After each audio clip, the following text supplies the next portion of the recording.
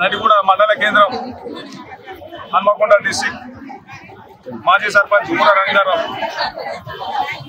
గత 2018 నుండి 2024 వరకు మేము గత ప్రభుత్వం మమ్మలను ఎంతో ఒత్తిడి చేసి పనులు చేయించడం జరిగింది. చేయించిన పనులు గత ప్రభుత్వం బిల్లులు ఇచ్చుకుంటూ పనులు చేయించడం జరిగింది.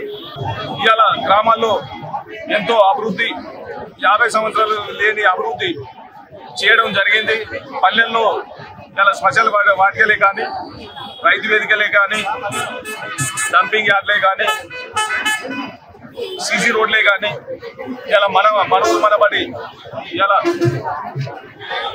స్కూల్లో అభివృద్ధి చేయడం జరిగింది.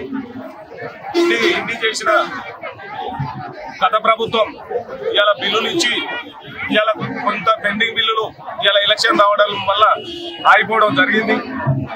దయచేసి మేము 16 నెలల నుంచి నువ్వు ఎన్నో మొరబెట్టుకున్నా కూడా ఇవాళ మన గ్రీవెన్సీల్లో దాదాపు ఒక 6 సార్లు ఇవ్వడం జరిగింది. దాంతోపాటుగా హైదరాబాద్ అక్కడ కూడా ఇవ్వడం జరిగింది. గత పోయిన వారం ప్రజాభవన్లో వినతి పత్రం ఇచ్చి మేము అర్ధనగ్న ప్రదర్శన చేస్తే మమ్మల్ని తీసుకుపోయి పోలీసు వాళ్ళు నిర్బంధించి అరెస్టు చేయడం జరిగింది.